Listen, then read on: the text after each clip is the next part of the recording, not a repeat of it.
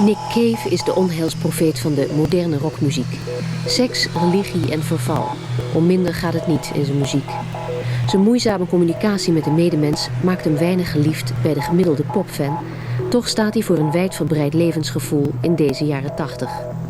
Vandaar dat het de VPRO is die een portret van deze zanger uitzendt, gemaakt door Bram van Splunteren.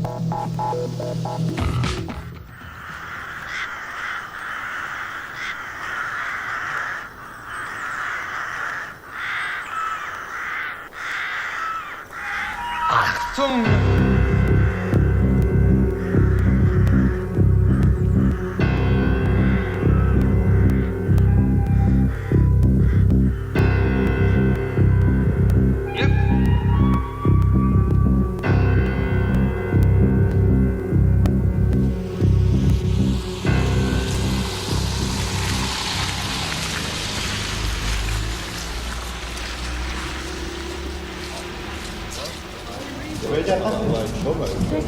Ja, van de tierpool maar gewoon losgelaten.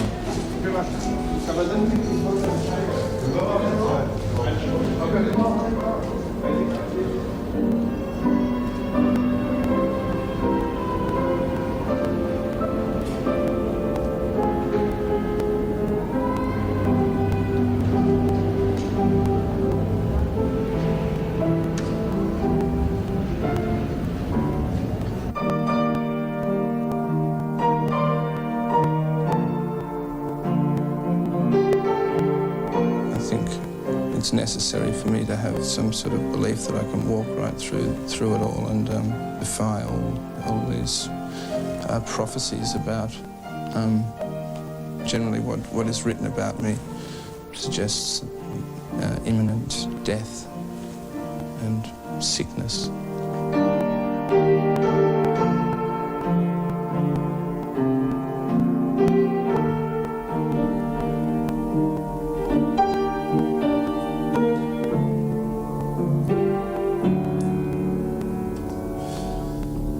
This is my rich friend's house, not mine.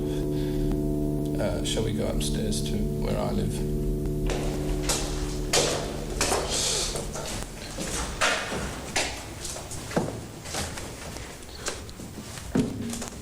This is my room. In.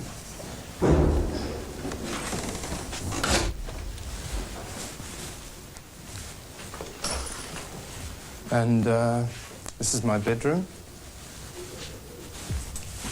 and my collection of German Gothic paintings.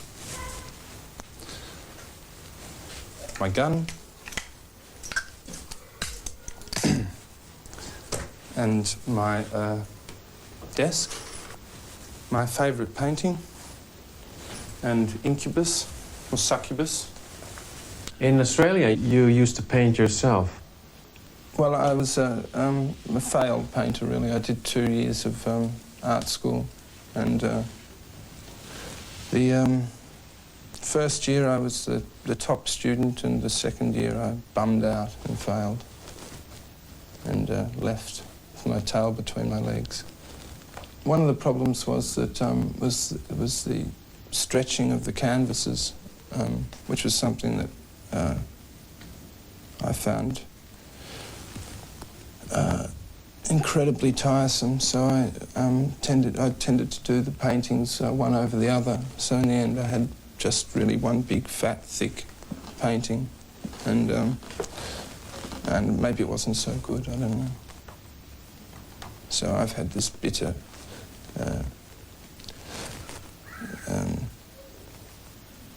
These bitter memories of art school. What was it like to grow up in Melbourne? My adolescence there was pretty hideous, but I think it probably would have been pretty hideous anywhere. It didn't. It was only until we fought the big one in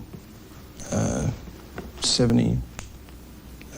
When was it? 76 or 77. This is the musical war of punk rock. And it was only then that my life seemed to open up a bit.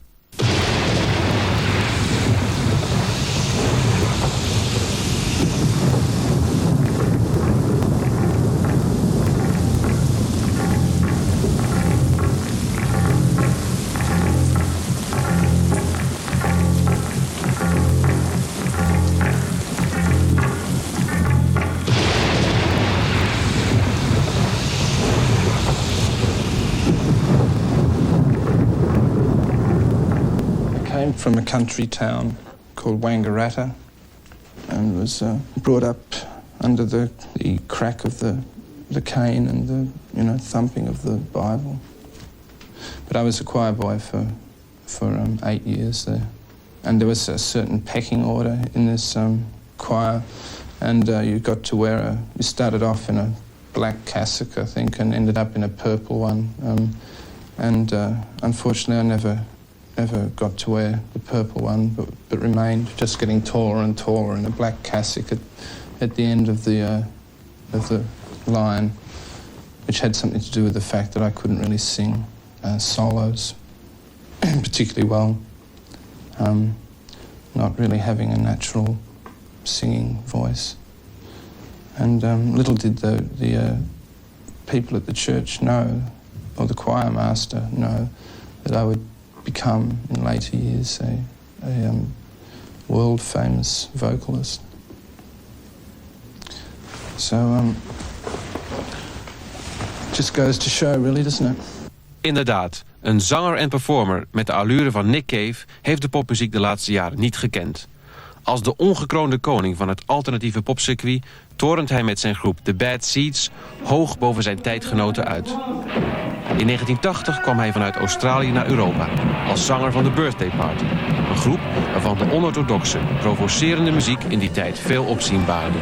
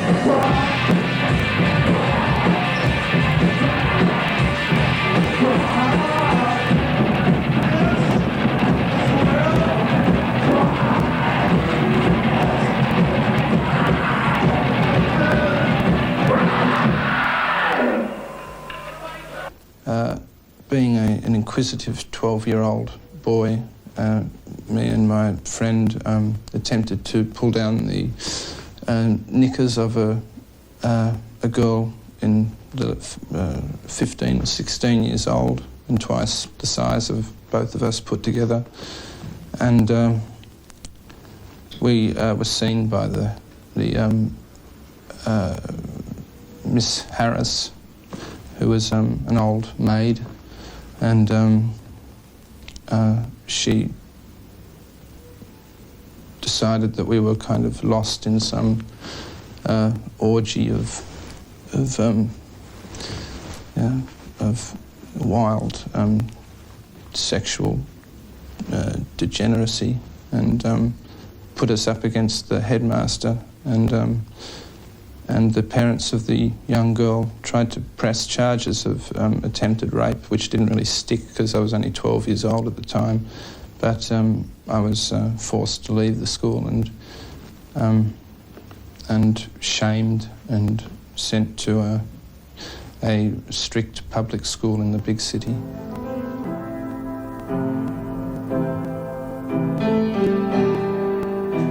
What's the little black book you have there? Oh, the little black book. This is an album of compiled pictures that I have put together, which was the inside of the Your Funeral, My Trial covers, actually, on... This is Jesus at the well with Saint Genevieve, and here is a young man watching a woman urinate, and there's something that ties us. Here's Saint Teresa the Carmelite with her feather, and here is a young woman being tickled by feathers. Yes, this is Saint Rose clutching her breast, and another Rose also clutching her breast. Here's a group shot. Some of them don't go together quite so well. Saint Colette being given a hand from the coffin. What's this obsession you have with naked women? I don't know, really. I thought every young man had that obsession. Oh, you know. I don't know. I'm just drawn to them.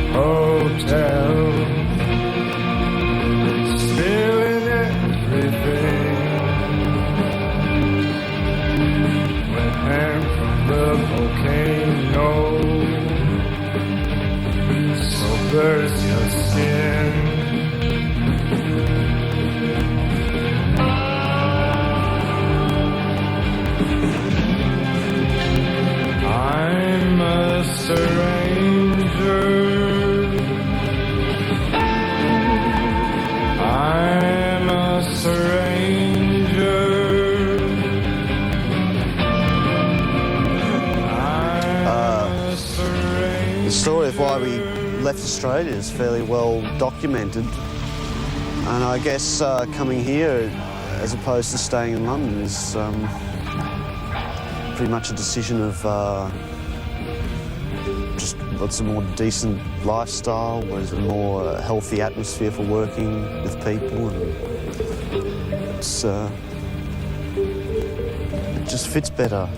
I'd feel much more comfortable here, and there's a lot more to do, getting involved in different areas rather than just being in a band and that's all you do. Like what kind of things?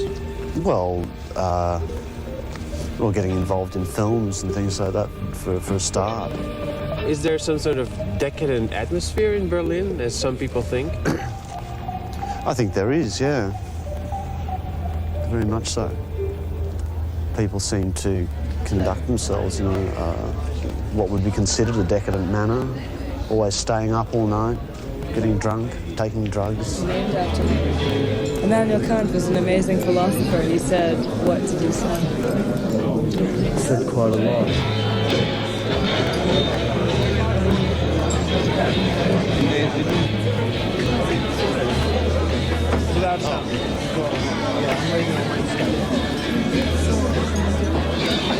Hanging out is not the first thing to do. So what is? What is? That's in Berlin. He said it. Work. Work. Right. That's the new ethic in Berlin. It's work.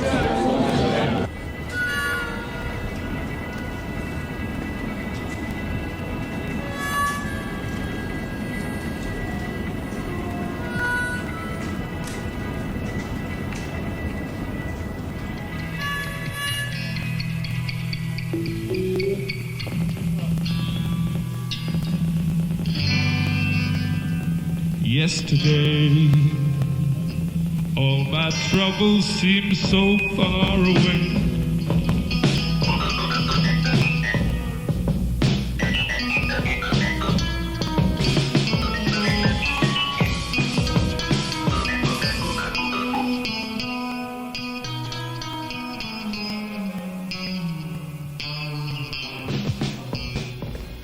Can you tell something about your working relationship with Nick? Well, I've got as much freedom as somebody that I'm not. If I would have the ability to say like writing ordinary songs, then somebody could ask me for do this or do that. But I haven't got that ability. My musical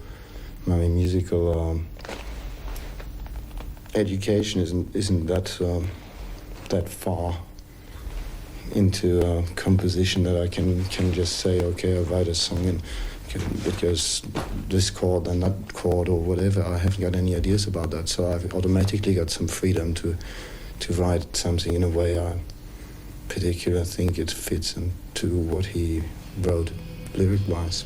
So I can't make up a song by having this chord or that chord, because I haven't got the chords at all.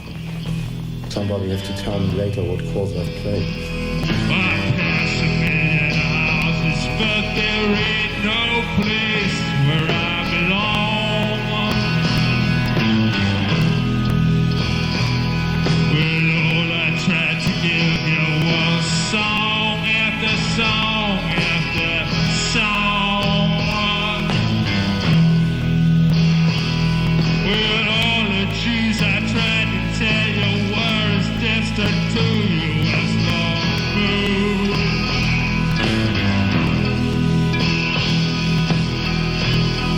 200 years too late, 200 years too soon.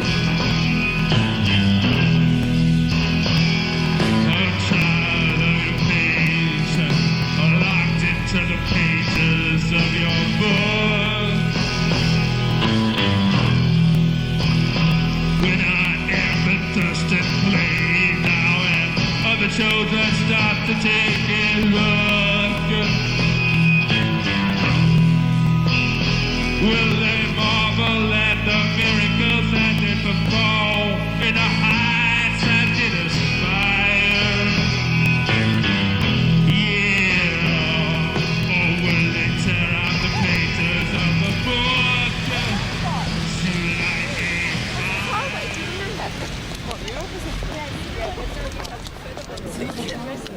The Fall uit Manchester is een van de zeer weinige Engelse groepen die zich al jaren in de belangstelling van Nick Cave mag verheugen.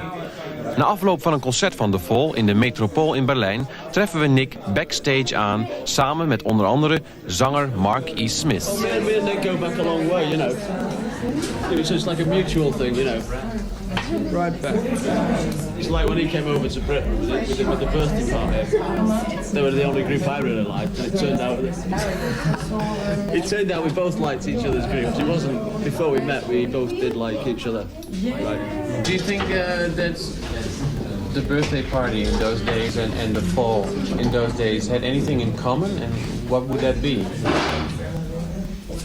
Two hugely intelligent frontmen, for one.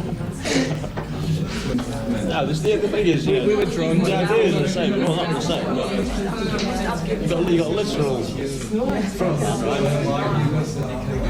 With a primeval group, you know. Literally. With the emphasis on evil.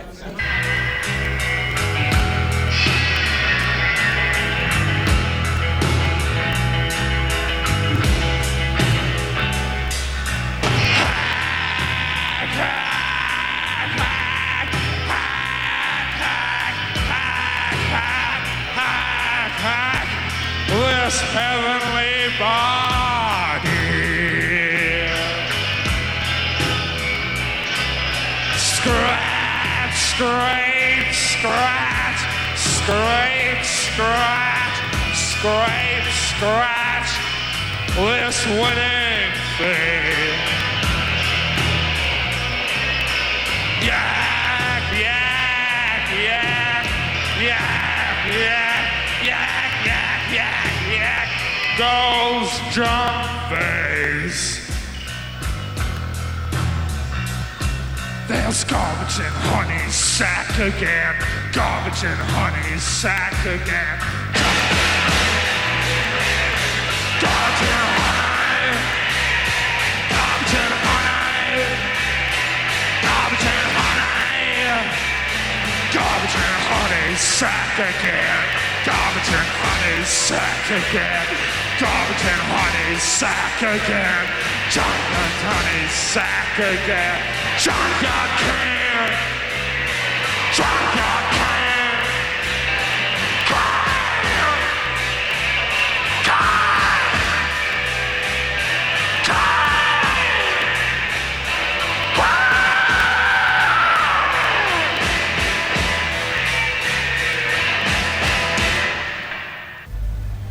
Hansa by the Wall, oftewel de Berlijnse Hansa-studio's. Legendarisch vanwege de opname die David Bowie en Iggy Pop er rond 1977 maakten. Maar ook de plek waar een aantal platen van de Birthday Party en de Bad Seeds tot stand kwamen.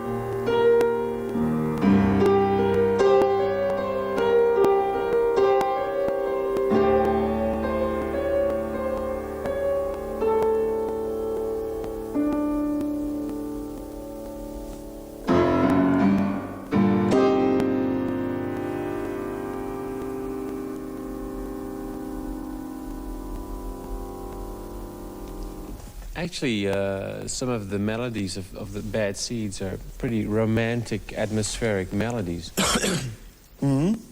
Yes, they are. Which is a big contrast with the early birthday party stuff. Yeah, I think it's just been drawing out some of the elements that were there in the birthday party that were perhaps quite buried by a lot of other things that were going on. And it's not that the birthday party didn't want to have nice tunes, etc., things like that. It was, I think a lot of the hype surrounding the birthday party covered up some of the things we were really doing. But yeah, Nick seems to be very keen on having very sweet melodies, quite prominent in the music these days, yeah. When he comes to you with his lyrics, how does it go on from there? Well, these days, Nick usually is writing the music himself again, which is very good, I think. I'm all in favour of it because I really like the music he writes, for one thing. And just because then it has, obviously has a close relation to how he sees the lyrics being sung. So I'm quite happy with that situation. He doesn't usually come to me with lyrics. He's still quite unconfident about his lyrics and things, and he kind of tentatively shows them to you and gets nervous while you read them 3 times. But I usually like them, obviously, and then I set about really interpreting or realising music he's written. These days, it's what I do. Instrumenting, orchestrating the songs, playing parts, making up my own parts on them and things like that. Nick seems definitely to have a pessimistic view on life.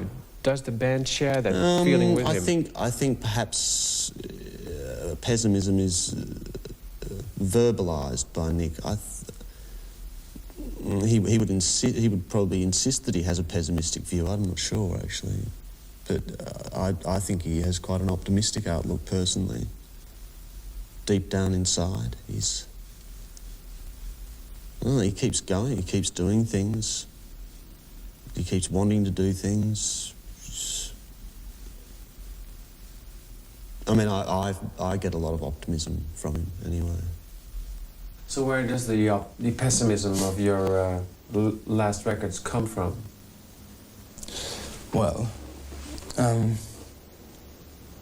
mean, I can't really, I don't see how I can really answer this question, and why it should even be asked, really. I could understand you asking Bruce Springsteen where the optimism of his records comes from, and that it would be something to read, I think. But I think, I mean, I can understand why how this is really a question. I mean, I would just say that it seems pretty obvious to me. That I think that pessimistic records should be treated as the norm and the truth, and the optimistic ones be the ones that are questioned. Your funeral matter.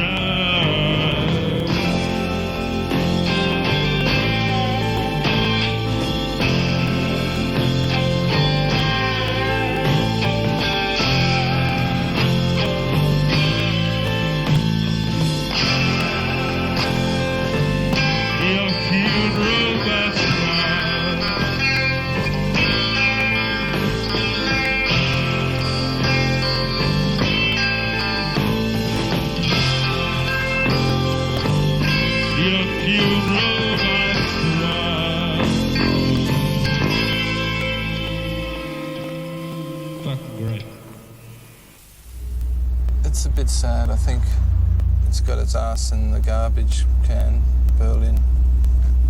And I mean, the people of my generation, there was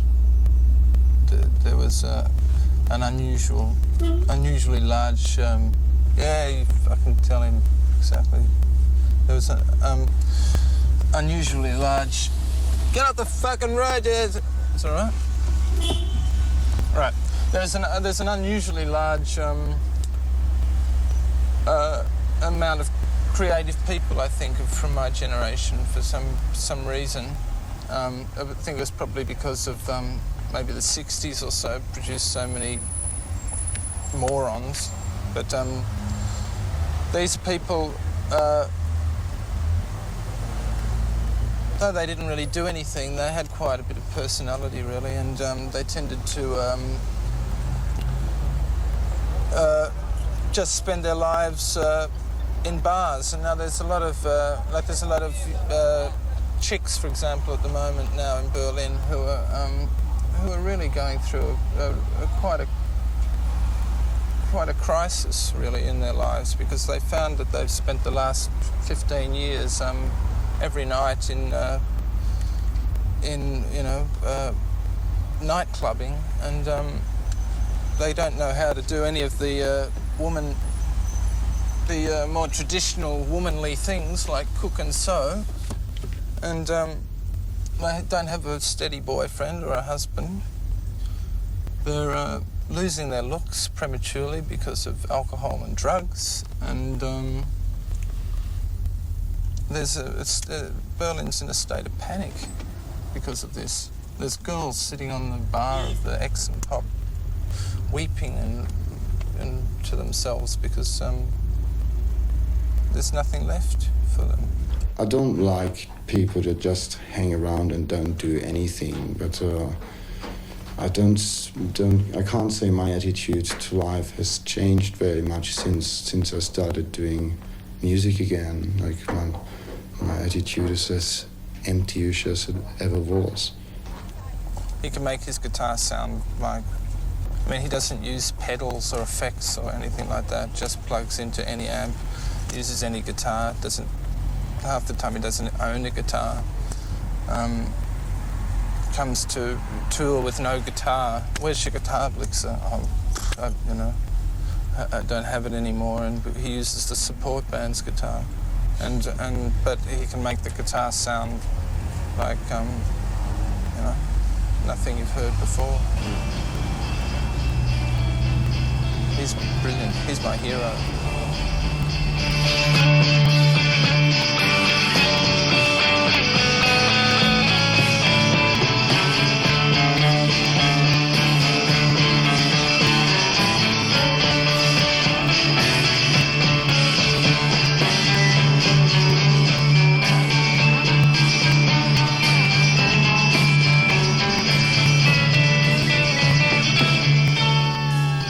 Utterly faithful to one another. I can feel safe in knowing that none of the other members of the group are going to stab me in the back or sully my name, and they know that I would never go against them. I mean, there's a real feeling of unspoken trust within our group.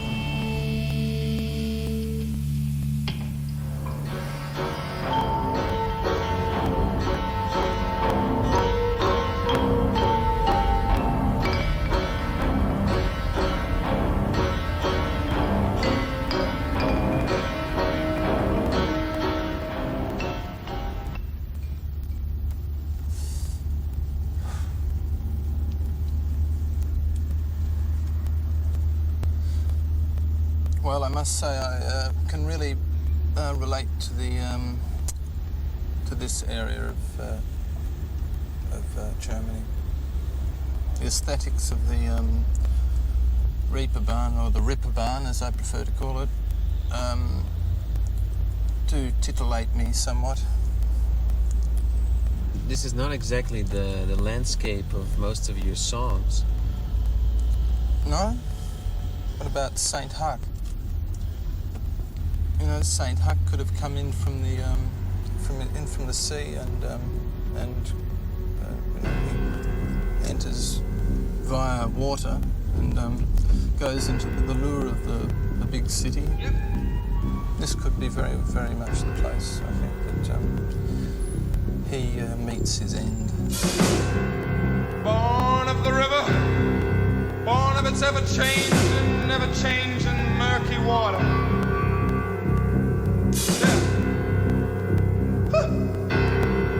Oh, riverboat just rolling along through the great, great, greasy city.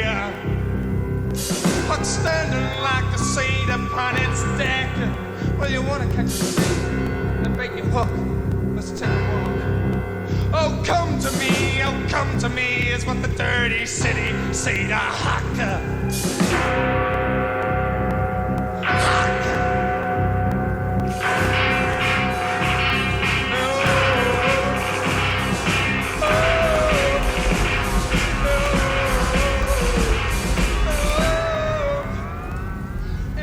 How about drugs?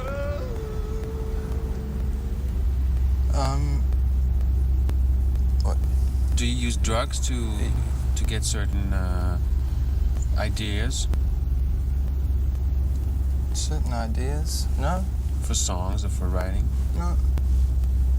Like, you know, like Jim Morrison, his idea to break on through to the other side to... Oh, no. I mean, no. I mean, particularly that type of stuff. I mean, yeah, I mean, no, I don't. Yeah. No, not much. I have used them, yes. I have. But, I don't want to make a habit of it, you know. This way and that, and wrapping her in the beaded curtain that hung in the doorway. There she dangled a moment like a limp marionette, then similarly collapsed in a heap at his feet as though discarded by some reckless puppeteer. Douglas Dawes descended the steps and was swallowed by the slow-closing crowd, and no sooner had he disappeared than the body of Cosimo stirred and, as if driven on by the numbing narcotic, raised herself to her knees, lifting her right hand a fraction and speaking through a mouthful of blood and teeth. She gurgled, livid, stupid. The Ass Saw the Angel is de Bijbelse titel van het boek waarmee Nick Cave dit jaar zijn romandebuut hoopt te maken. In een platenstudio werkt Cave aan een geluidsband voor een in Hamburg te houden lezing van een aantal fragmenten uit dit boek.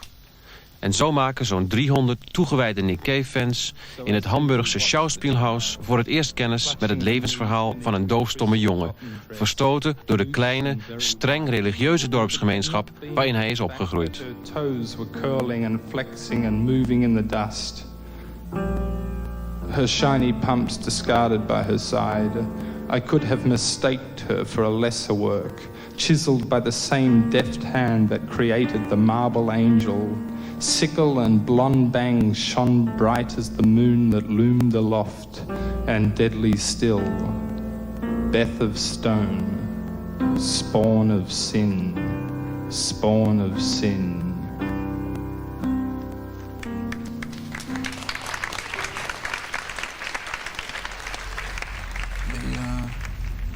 The steps in which my book takes can be reasonably, in a perverse sort of a way, associated with the Bible and the life of Christ and the castigation of the different religious sects.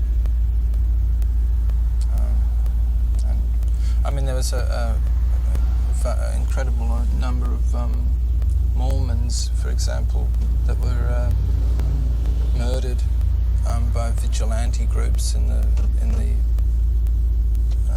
mid-1800s in America. You know, well, the whole idea of the more people there are, it's almost by rule, the more people that gather in the one place, the less intelligent they're likely to act, it seems. They get an idea, they get an idea into their heads and they feel that they're supported by a lot of other people, and so they feel they have a license to go and do things that if you stand back and look at them are quite gross injustices, like the persecution of, it's totally against the whole idea of free thinking in America. You've once said about yourself you may have a persecution complex instead of being paranoid. I did? You said that, yes, in an interview. You were just saying that, aren't you? No. I just read it this afternoon in one of the English interviews I have. No, you're just saying that to get at me. No, I'm not. You're just another one trying to get at me. That's not true. Yeah, sure you are. It's you're talking with you the want to hurt me, don't you? Basically, you don't like me, but you don't know why. Same with you and all of you out there. You all want me to fall flat on my ass and fail.